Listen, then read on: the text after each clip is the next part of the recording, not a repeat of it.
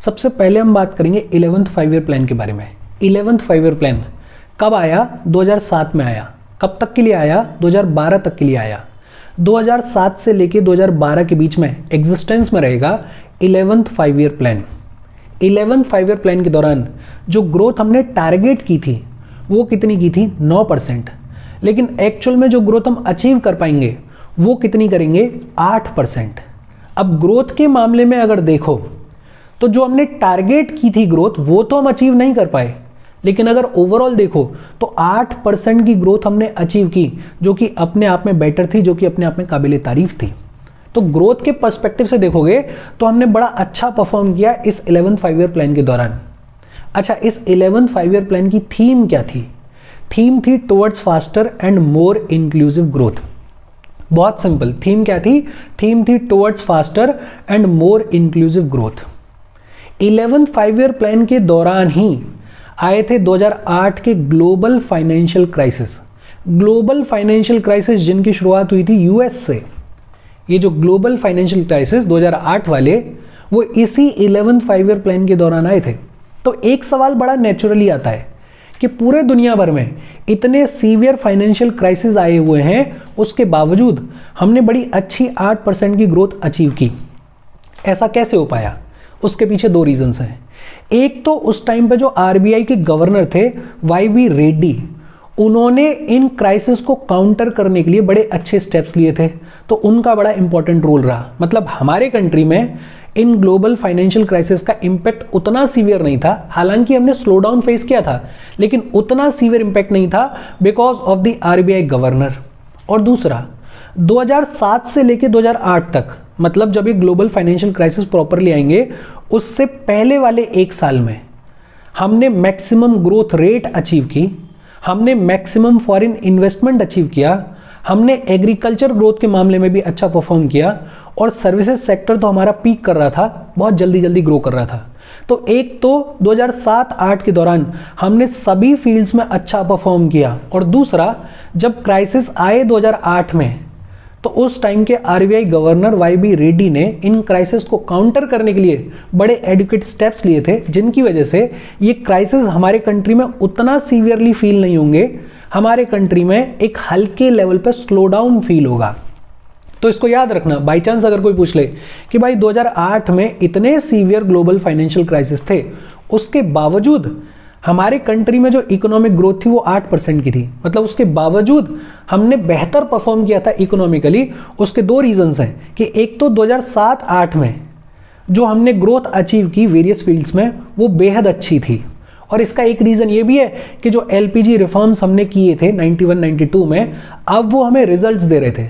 और दूसरा, उस टाइम के जो आरबीआई गवर्नर थे उन्होंने बड़ा प्रोएक्टिव रोल प्ले किया था इन क्राइसिस को काउंटर करने के लिए। अब मोटी मोटी चीजें देख लेते हैं कि इस 11th 5 ईयर प्लान के ऑब्जेक्टिव्स क्या थे। एक तो ये बोला गया कि ये जितनी सारी चीजें हैं उनको हमें इंक्रीज करना है। जैसे हमारी जो ओवरऑल जीडीपी ग्रोथ है उसको हमें 8% से बढ़ा के कितना लेके जाना है? 10% तक लेके जाना है। हालांकि टारगेटेड ग्रोथ हमारी कितनी थी? 9%, लेकिन गोल हमारा क्या था कि हमें ओवरऑल जीडीपी ग्रोथ को बढ़ाना है और 8% से कितने तक लेके जाना है? 10% तक लेके जाना है। एग्रीकल्चर सेक्टर की ग्रोथ को भी हमें बढ़ा के कितने तक पहुंचाना है? 4% तक लेके जाना है। Real wage rate for unskilled workers को हमें कहां तक लेके जाना है? 20% तक लेके जाना है। Literacy rate for the persons above 7 years को हमें कितना करना है? 85% करना है। 0 से 6 साल के जो बच्चे होते हैं उनके लिए सेक्स रेशियो को 2011-12 तक हमें 935 करना है, और 2016-17 तक हमें 950 करना है। फॉरेस्ट कवरेज को हमें इंक्रीज करना है बाय 5%, और एनर्जी एफिशिएंसी को हमें 2016-17 तक इंक्रीज करना है बाय 20%।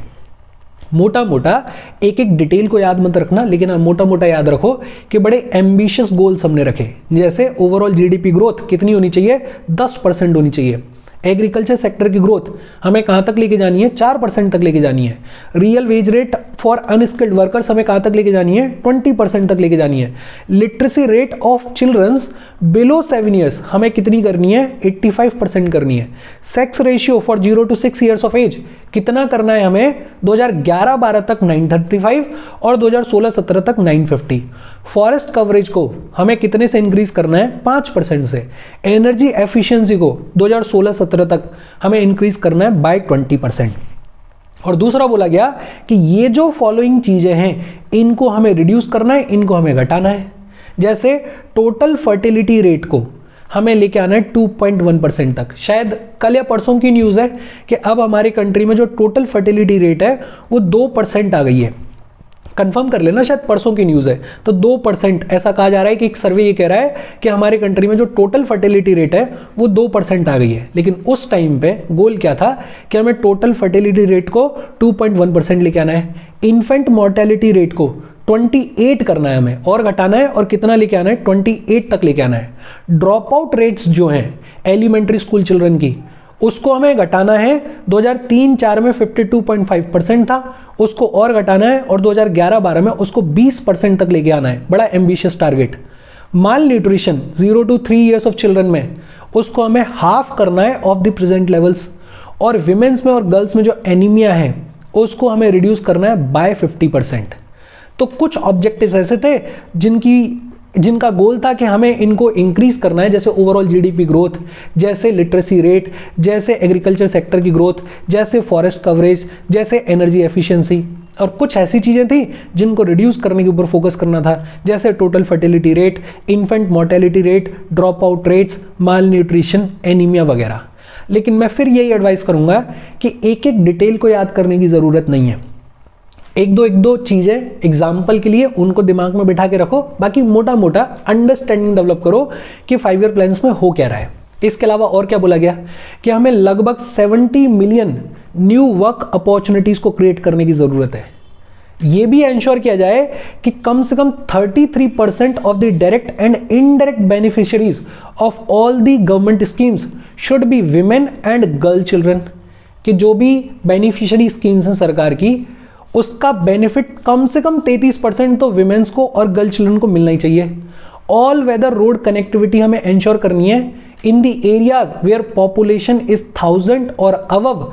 हमें हर एक विलेज को टेलीफोन से कनेक्ट करना है बाय 2007।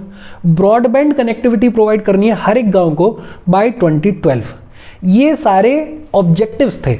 हालांकि क्योंकि 2008 में ग्लोबल फाइनेंशियल क्राइसिस आ गए थे, तो ये सारे गोल्स को हम अचीव नहीं कर पाएंगे। लेकिन ग्लोबल फाइनेंशियल क्राइसिस आने के बावजूद हमने ओवरऑल इकोनॉमिकली अच्छा परफॉर्म किया था, बेटर परफॉर्म किया था, और उसके पीछे के रीजंस क्या थे वो अपन ने देख लिए। अच्छा, एक चीज और रह गई, attain WHO standards of air quality in all major cities by 2011-12। ये तो अभी तक अचीव नहीं कर पाए हम, अब तो और ज़्यादा प्रॉब्लम है। फिर इसके बाद बात आती है 12th 5 ईयर प्लान के बारे में। 12th 5 ईयर प्लान कब लाया गया? 2010 में लाया गया। कब तक के लिए रहा? 2017 तक के लिए रहा। हालांकि 2017 तक के लिए रहा ये कहना भी पता नहीं ठीक है या नहीं है, बिकॉज जो इसको फॉर्म करने वाली बॉडी थी प्लानिंग कमीशन को खत्म कर दिया गया था और 2015 में नीति आयोग को स्टैब्लिश कर दिया गया था। तो ये तो 12th 5 ईयर प्लान जो है वो फॉर्मेलिटी के लिए पढ़ना है। 12th 5 ईयर प्लान के दौरान हमारी जो ग्रोथ थी टारगेटेड वो कितनी थी? 8.2%। लेकिन एक्चुअल में जो ग्रोथ हमने अचीव की वो कितनी की? 6.9%। इस 12th 5 ईयर प्लान की थीम क्या थी? Faster, more inclusive and sustainable growth. Theme क्या थी? Faster, more inclusive and sustainable growth. Aim क्या था कि हमें 4% एग्रीकल्चरल ग्रोथ को अचीव करना है और पॉवर्टी को रिड्यूस करना है बाय 10%। लेकिन ये आपको पता ही है कि प्लानिंग कमीशन को अबॉलिश कर दिया गया था और ये प्लानिंग कमीशन के द्वारा प्रोवाइड किया गया लास्ट 5 ईयर प्लान था। प्लानिंग कमीशन की जगह पे नीति आयोग को एस्टेब्लिश किया गया था और नीति आयोग के बारे में पूरा डिटेल में अपन बातचीत करेंगे इसी चैप्टर में। अच्छा, बहुत सिंपल सी चीजें हैं। इनफैक्ट 11th और 12th 5 ईयर प्लान उतना ज़्यादा इंपॉर्टेंट नहीं है कि आप एक एक चीज़ को रटो, लेकिन हाँ, कम से कम 11th 5 ईयर प्लान का जो ब्रॉड अंडरस्टैंडिंग है वो आपको पता होनी चाहिए। खासकर ये जो 2008 के ग्लोबल फाइनेंशियल क्राइसिस है इसके पर्सपेक्टिव से आपको चीज़ें पता होनी चाहिए। लेकिन मैं फिर बोल रहा हूँ कि जब भी मैं ये कहता हूँ कि ये चीज़ कम इंपॉर्टेंट है, इसका मतलब ये नहीं है कि आप बिल्कुल छोड़ दो। अगर आपके पास में एबिलिटी है तो सारी चीज़ों को याद रखो, बिकॉज यूपीएससी अपने आप में अनप्रेडिक्टेबल है, कुछ भी पूछ सकते हैं वो, तो आपको तैयारी तो करनी ही पड़ेगी। बट हाँ, अगर ऐसा कॉस्ट बेनिफिट एनालिसिस देख के पढ़ रहे हो तो ये चीज़ें उतनी इंपॉर्टेंट नहीं है।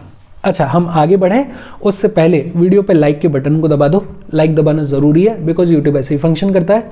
जब आप वीडियो पे लाइक के बटन को दबाते हो तो यूट्यूब वीडियो को कंसिडर करता है और थोड़ा सा पुश कर देता है। तो लाइक का बटन दबा दो, शेयर कर दो अपने सोशल मीडिया हैंडल्स पे, व्हाट्सएप वगैरह पे अपने फ्रेंड्स को, या जो भी लोग इसमें इंटरेस्टेड हैं, इससे रिलेटेड पढ़ाई कर रहे हैं, उनको शेयर कर दो और चैनल को सब्सक्राइब कर लो। अच्छा, फिर इसके बाद बात आती है दो छोटे से टॉपिक्स के बारे में।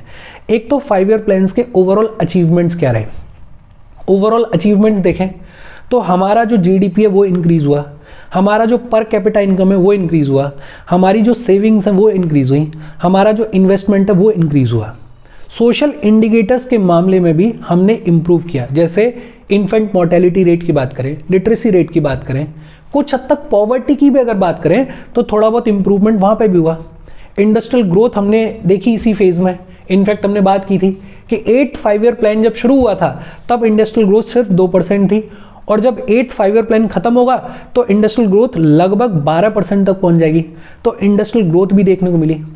सभी बेसिक और कैपिटल गुड्स इंडस्ट्रीज में और कंज्यूमर गुड्स इंडस्ट्रीज में हमने लगभग सेल्फ सफिशिएंसी को अचीव कर लिया था।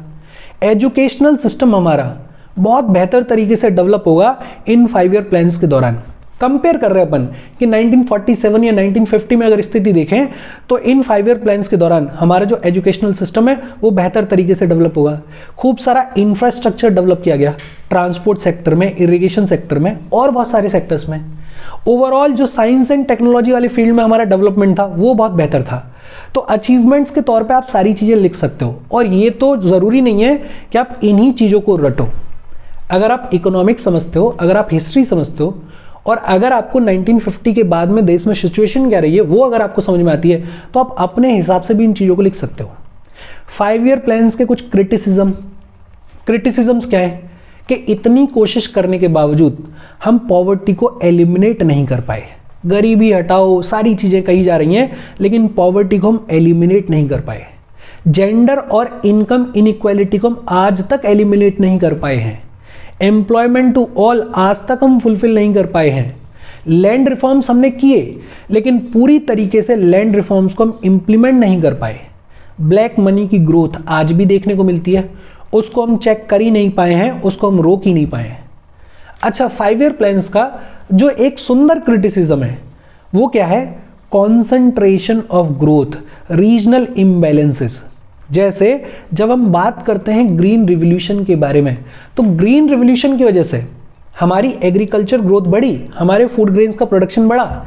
लेकिन सबसे बड़ा क्रिटिसिज्म क्या है कि ये जो ग्रीन रिवॉल्यूशन है ये पंजाब, हरियाणा और यूपी तक लिमिटेड था। तो पंजाब, हरियाणा और यूपी तो एग्रीकल्चर के मामले में बहुत आगे निकल गए, बाकी स्टेट्स पीछे रह गए। मतलब इंटर स्टेट डिस्पैरिटी क्रिएट हुई, इनइक्वालिटी क्रिएट हुई, और कोई भी ऐसी इकोनॉमी जहां पे कॉन्सेंट्रेटेड ग्रोथ होती है वो अच्छी चीज नहीं है। बिकॉज हमें चाहिए बैलेंस्ड ग्रोथ, हमें चाहिए कि सभी सेक्शंस ऑफ द सोसाइटी, सभी स्टेट, सभी एरियाज जो हैं वो लगभग इक्वली ग्रो करें। लेकिन 5 ईयर प्लान्स की वजह से कॉन्सेंट्रेशन ऑफ ग्रोथ देखने को मिला, रीजनल इम्बैलेंस देखने को मिला। एजुकेशनल सिस्टम को हमने खूब डेवलप किया, लेकिन जो क्वालिटी ऑफ एजुकेशन है वो सेटिस्फैक्ट्री आज तक नहीं है। अगर आप स्कूल लेवल पे जाके देखोगे तो आज भी हमारा जो एजुकेशन सिस्टम है वो बहुत पीछे है, बहुत ज़्यादा लैग करता है चीज़ों में। और फाइनली जब इनिशियल फेज की बात करते हैं तो सरकार ने सेंट्रलाइज्ड नेचर ऑफ प्लानिंग को अडॉप्ट किया था, और उस फेज में जो भी प्लान्स लाए गए थे वो प्रोग्राम ड्रिवन प्लान्स थे, वो डिमांड ड्रिवन प्लान्स नहीं थे। तो ये अपने आप में शॉर्टकमिंग्स रही 5 ईयर प्लान्स की, ये अपने आप में क्रिटिसिज्म्स रहे 5 ईयर प्लान्स के। और इसके साथ 5 ईयर प्लान्स की पूरी बातचीत खत्म हो गई। देखो, इसमें रिवीजन जैसा कुछ है नहीं। मुझे ऐसा लगता है कि जब आप बात करते हो अचीवमेंट्स के बारे में और जब आप बात करते हो क्रिटिसिज्म्स के बारे में, तो ये ज़्यादा डिपेंड करता है आपके अंडरस्टैंडिंग के ऊपर कि अगर आपको कहानी समझ में आ रही है, अगर आपको चीज़ें समझ में आ रही हैं, तो ये सारी चीज़ें आप खुद भी लिख सकते हो। ये सारी समस्याएं आपके सामने आज भी हैं, और ये जितने भी रिफॉर्म्स हैं ये भी आपके सामने हैं। तो इनको रटने की ज़रूरत नहीं है। हालांकि किताबों में किताब के हिसाब से दिया जाता है, बट यूपीएससी में तो इतना आपको प्रिपेयर्ड होना पड़ेगा कि ऐसे क्वेश्चंस आ जाएं तो खुद का दिमाग लगाओ और खुद का एप्लीकेशन ऑफ माइंड से इन आंसर्स को लिखो। इसको तैयार कर लेना, कोई दिक्कत हो तो कमेंट करके पूछ लेना। इससे अगले वाले सेशन में हम बात करेंगे नीति आयोग के बारे में। कोई डाउट हो कमेंट करके पूछ लेना। Thank you very much.